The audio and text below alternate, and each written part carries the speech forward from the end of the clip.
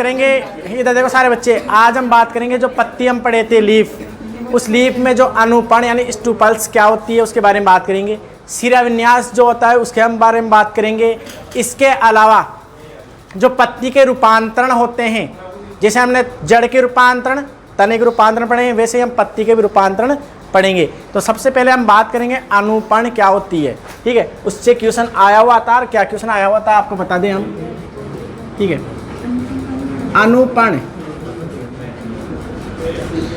इसे इंग्लिश में बोलते हैं हम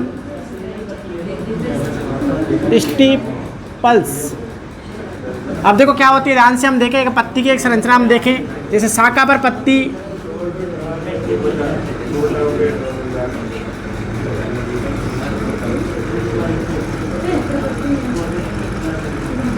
शाखा पे पत्ती लगी हुई है,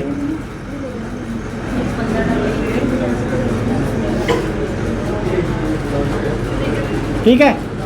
ध्यान से इधर देखो, पत्ती की हम संरचना पढ़े थे, उसमें हम ये पढ़े थे इसका अपेक्ष भाग था जिसे शीर्षस्थ भाग बोलते थे, शीर्षस्थ भाग, ये इसका फलक कोर था, और ये पूरा जो पार्ट था उसे हम पण फलक बोलते थे, पण फलक, ठीक है, या लेमिना, ठीक है, या इसे और क्या बोलते थे, स्त्रिका, इसे स्त्रिका भी बोलते थे, ठीक है। इसके अलावा ये आपको जो संरचना दिख रही है इसे हम बोलते थे पर्णवृंत यानी पिटियोल। याद रखना है पिटियोल क्या है, पत्ती को शाखा से जोड़ने वाला भाग या डंठल नुमा संरचना होती है। और यहाँ पर अब देखो अनुपण क्या होती है, सुनो रे,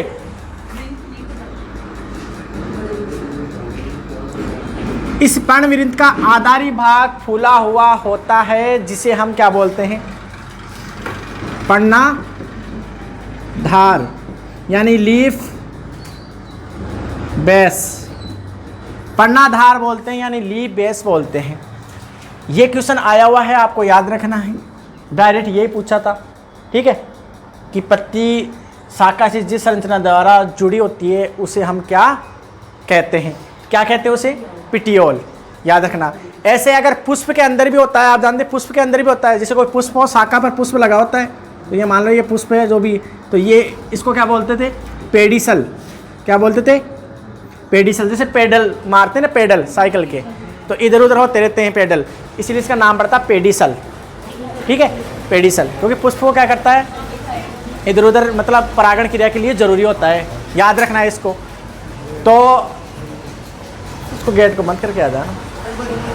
तो पेडिसल बोलते हैं इसे, है ना, पुष्प के अंदर तो पेडिसल बोलते हैं, पत्ती के अंदर हो तो पिटियोल बोलते हैं, पहला ये। अब अनुपण क्या है ये समझो ध्यान से। कुछ कुल के पादपों में क्या होता है, कुछ कुल, मतलब कुछ कुल का मतलब कुछ नहीं है, कुछ कुल है ना, कुछ, हाँ। यहाँ पर क्या होता है, ऐसे पत्ती की जैसे संरचना होती है, पत्ती की जैसे संरचना, पत्ती के समान, पत्ती के समान संरचना पाई जाती है, जिसे हम क्या बोलते हैं, जिसे हम क्या बोलते हैं, इसे हम क्या बोलते हैं, अनुपण, अनुपण। और ये क्वेश्चन आया हुआ है, अनुपण क्या आया था, क्वेश्चन ये आया था, निम्न में से कौन से कुल में अनुपण होता है, या सॉरी नहीं होता है ना, ये आया था नहीं होता है, कौन कौन से कुल में होता है। तो देखो नोट करने की बात, यहाँ तक तो दिखाई दे रहा है ना, ठीक है, ये इधर लिखो, यहाँ देखो, जो फैबेसी कुल होता है ना, फैबेसी कुल समझो रे, उपस्थित हो,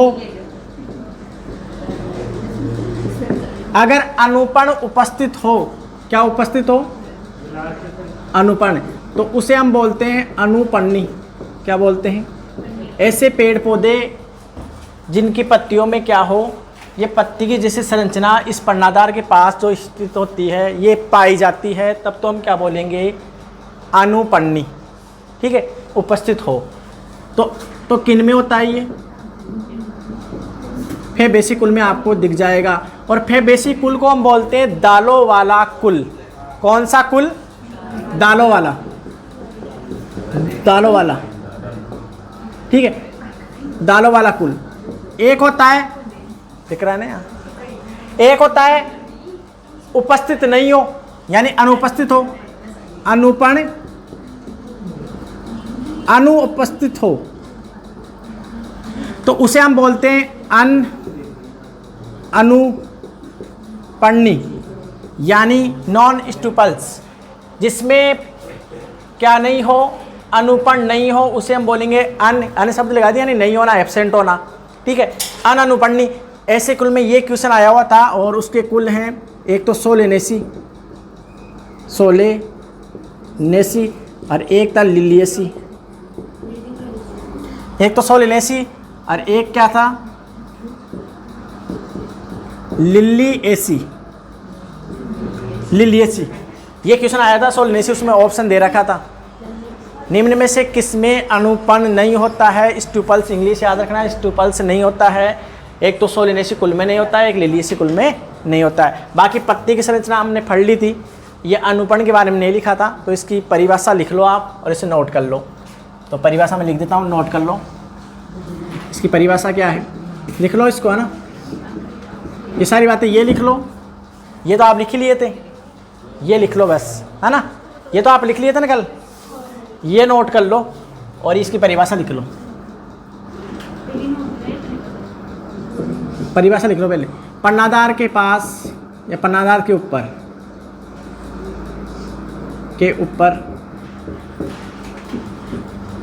पत्ती के समान संरचना को, पत्ती के समान संरचना को अनुपण कहते हैं। क्या बोलते हैं, अनुपण कहते हैं।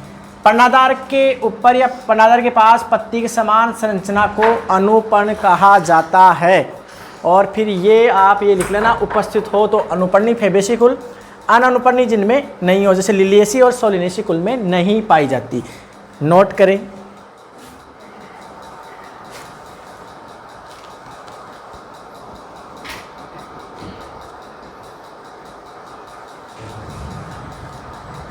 हाँ विनय मुस्कुरा रहा है।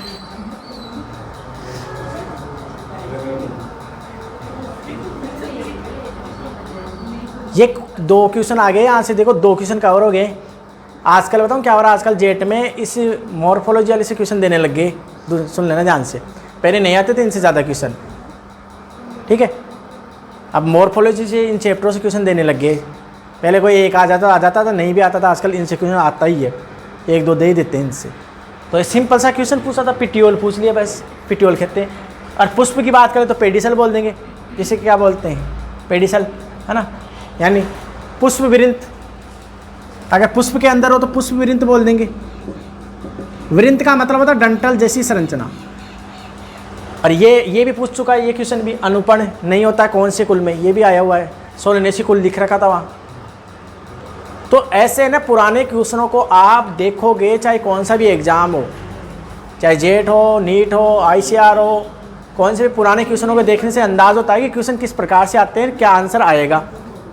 अगर आप 10-15 साल के अगर क्वेश्चनों को कवर कर लो ना, ऐसे सिलेक्शन हो जाएगा। मजाक नहीं कर रहा हूँ, रियल में है। 10-15 साल के क्वेश्चन करना मतलब उनको अच्छी तरह कवर कर लो, ऐसे सिलेक्शन हो जाएगा। पर वो क्वेश्चन फिर आपको है ना याद होने चाहिए। उसके लिए तो देखो फिर थोड़ा पढ़ना भी पड़ेगा। बिना मेहनत के इस दुनिया में कुछ नहीं मिलता है ना। क्या मिलता है, ठेंगा मिलता है वैसे। बाटी मिलेगी तो दाल नहीं मिलेगी फिर।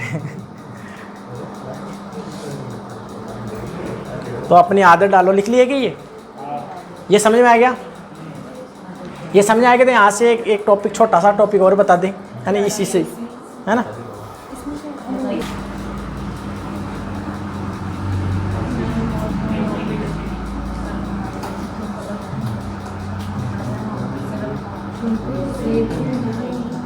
मिटा दे क्या, पत्ती नहीं मिटानी, मैं एक टॉपिक पढ़ाऊंगा, एक छोटा सा टॉपिक है।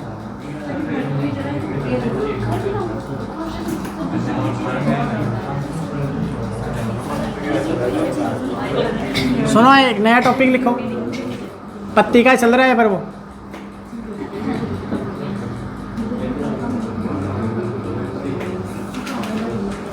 सिरा विन्यास है ना।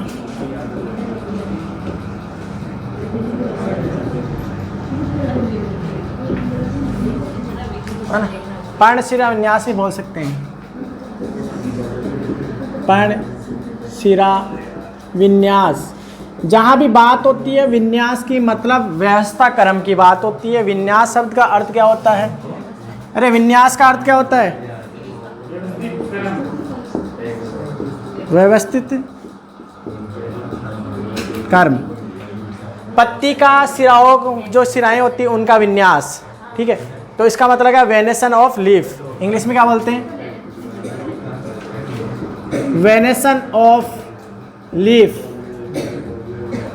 वेनेशन यानी वेन, वेन यानी घूंघट, सॉरी वेन यानी सिरा, है ना, ठीक है। अरे VEIN, वेन से तो निकल गया है ये, तो यहाँ वेनेशन शब्द वेन से तो निकला है। वेन का अर्थ क्या होता है? सिरा। और दमनीर सिरा पढ़े थे ना, तो आपने जैसे कलम बताए थे, तो ये इसको तो बोलते हैं मध्य सिरा। क्या बोलते हैं? मध्य सिरा। इससे फिर क्या होता है? ये और जा रही है, तो इन्हें हम बोलते हैं सिराएं। और इनसे फिर और छोटी छोटी ऐसे जाती है, ऐसे ऐसे निकल रखी है, जाल के समान संरचना बना ली है ऐसे, तो इन्हें सिरिकाएं। अरे फलक कोर कहाँ से? सिरिकाएं बोलते हैं इन्हें। हम क्या बोलते हैं? सिरिकाएं। यानी वेन हो गया, वेंट्रिकल हो गया, वो वेंट्रियोल हो गया, वेंट्रियोल, है ना। तो ध्यान से देखो, वेनेशन ऑफ लीफ की बात करें तो दो प्रकार का होता है। ये कितने प्रकार का होता है? अगर प्रकारों की बात करें हम तो दो प्रकार का होता है। एक तो होता है जालिकावत, मतलब ऐसे लिखो रही। एक तो होता है जालिकावत। वत का मतलब होता है समान, जालिका के समान, यानी जाल के समान। जाल लिख दो, जाल के समान। इसे बोलते हैं रेटिकुलेट। इंग्लिश में क्या बोलते हैं? रेटिकुलेट। एक होता है, पहले समझ लो ना, एक होता है समांतर, समांतर शिरा विन्यास। समांतर शिरा विन्यास इसे बोलते हैं इंग्लिश में पैरेलल। समांतर क्या बोलते हैं? पैरेलल। पैरेलल ऐसे लिखते हैं पैरेलल।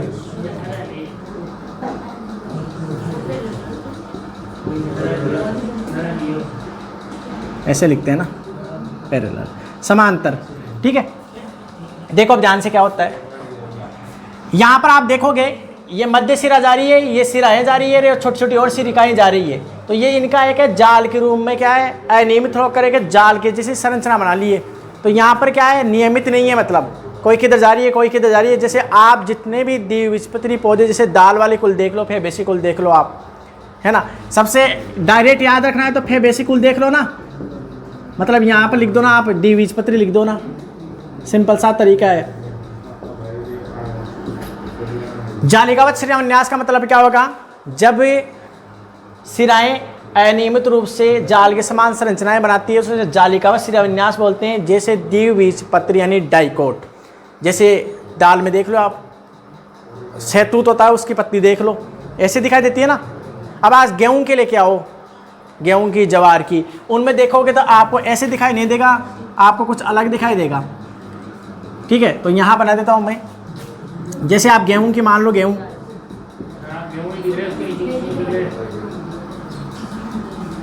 अब नहीं दिख रहा ना, सुनो यहाँ दिख रहा है ना, देखो इधर, जैसे एक बीजपत्री, एक बीजपत्री पत्ती में हम देखें तो इसमें क्या होगा, जैसे ये शाखा पर लगी हुई है, ऐसे होता है, और ऐसे समांतर जाती है एक दूसरे के। देखा होगा आपने, नोटिस कर लेना जाकर, आज ही देख लेने से बाजरे की देख लेना जाकर, ऐसे समांतर जा रही है ये, तो इसे हम बोलते हैं समांतर है, समांतर शिराविन्यास। समांतर शिराविन्यास तो ये होता है एक बीजपत्री अंदर, एक बीजपत्री जो होते हैं पौधे यानी मोनोकोट, एक बीजपत्री पादप, एक बीजपत्री पादप की जो पत्तियां होती है उनके अंदर पाया जाता है। तो सिंपल सी परिभाषा है, जब शिराएं अनियमित रूप से हो तो उन्हें तो हम बोलेंगे क्या, जालिकावत, जाल के समान दिखाई देती है तो जालिकावत बोल देंगे, और समांतर हो तो उन्हें हम समांतर शिराविन्यास बोल देंगे। तो एक बीजपत्री में लिख लेना, याद रहेगा इनके शब्दों से, या लिखो इनकी परिभाषा, तो नोट कर लो इनको है ना, और ये डायग्राम बना लो। हाँ इसकी परिभाषा तो लिख लो, इसकी परिभाषा।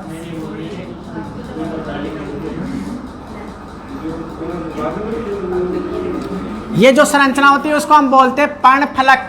क्या बोलते हैं? पर्णफलक। तो पर्णफलक पर पर्णफलक बोलो या स्त्रिका, स्त्रिका पर सिरा व सिरिकाओं का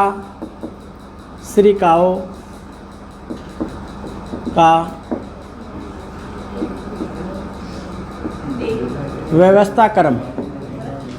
पर्णफलक पर या स्त्रिका पर सिरा व सिरिकाओं का व्यवस्था क्रम है। व्यवस्था क्रम क्या कहलाता है? सिरा विन्यास कहलाता है। अरे दो प्रकार का हो गया, जालिकावत, समांतर सिरा विन्यास। अब नोट कर लो है ना।